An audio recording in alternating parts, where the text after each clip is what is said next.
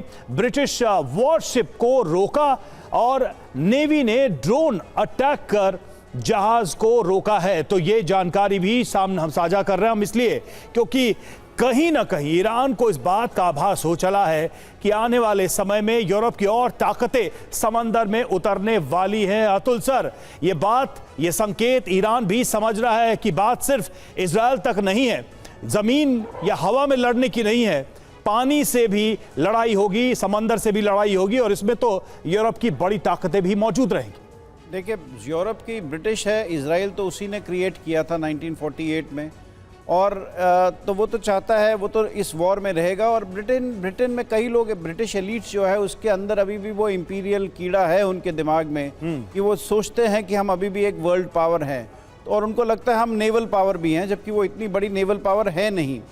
और इस कॉन्टेक्स्ट में, अगर इस वॉर की कॉन्टेक्स्ट में देखेंगे तो ज़रूर वो अपने जहाज़ भेजेंगे, क्योंकि उनके पास शिप्स है, डिस्टेंस बहुत है, और वॉरशिप्स के थ्रू ही वो इस पे अपना इन्फ्लुएंस दिखाना चाहेंगे कि हम भी इस वॉर में मौजूद हैं। एक बात और है कि बहरीन में भी ब्रिटिश का मिलिट्री बेस है जो कि एक्टिवेटेड है इस वक्त पर। अब ब्रिटेन की जब शिप्स आते हैं, ये वॉर जो है बड़े डिफरेंट कॉन्टेक्स्ट में देखनी पड़ेगी आपको। ईरान जो है वो अपने हवाई जहाज़ नहीं, अपने जहाज़ नहीं भेजेगा, अपने पानी के जहाज़, अपने वॉरशिप्स नहीं भेजेगा ब्रिटिश को कॉन्फ्रंट करने के लिए। वो ड्रोन्स के साथ अटैक करेगा, वो मिसाइल्स के साथ अटैक करेगा।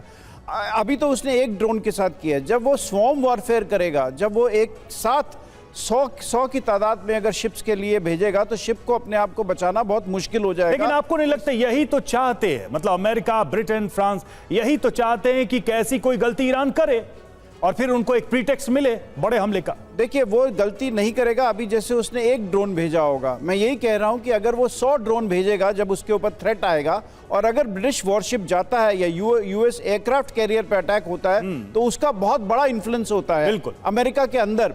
अभी अमेरिका के अंदर ट्रंप की अपनी बहुत मुश्किलें बहुत बढ़ रही हैं, पॉलिटिकल प्रॉब्लम्स बहुत बढ़ रही हैं। अगर उनके जहाज़ पे अगर एक एयरक्राफ्ट कैरियर पे अटैक भी करता है ईरान, तो वो काफ़ी पॉसिबल है इस मिसाइल और ड्रोन के कॉन्टेक्स्ट में। अतुल सर, बड़ी बात यह है कि कई मुल्क खेमे में बंटना शुरू हो चुके हैं। मसलन ईरान के साथ कुछ अलग मुल्क हैं, इजराइल के साथ अलग मुल्क हैं, जैसे कि हम टीवी स्क्रीन पर लगातार दिखा रहे हैं। एक और बड़ी खबर, ईरान पर इजराइल का भीषण हमला और बैलिस्टिक मिसाइल का भी इस्तेमाल हो रहा है। बैलिस्टिक मिसाइल के हमले से काफ़ी तबाही मच गई है। खैबर शेकन में, इस शहर में, इस जगह पर हमले से काफ़ी तबाही मची है। तस्वीरें आपको दिखा रहे हैं, ये शहर का नाम है खैबर शेकन, और यहाँ पर हमले से बहुत ज़्यादा तबाही मची। देखिए, एक के बाद एक कैसे एयर स्ट्राइक्स हो रहे हैं, और जिस जगह पे एयर स्ट्राइक हुए हैं वहाँ पर धुएं का गुबार, आग का एक बड़ा गुबार देखने को मिल रहा है।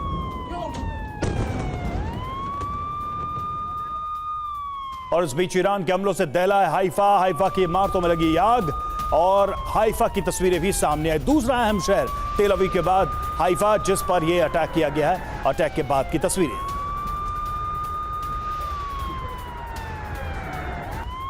और एक और बड़ी खबर, जैसा कि बता रहे हैं, ईरान का खैबर शेकन मिसाइल से हमला। आपको बता दें, बैलिस्टिक मिसाइल के हमले से बहुत ज्यादा तबाही मची। एक एक करके जो हालात हैं इस वक्त हम आपको दिखा रहे हैं। देखिए, ये कैसे आकर मिसाइल गिरती है, और जिस इलाके में मिसाइल गिरी वहां पर भयंकर तबाही होती है।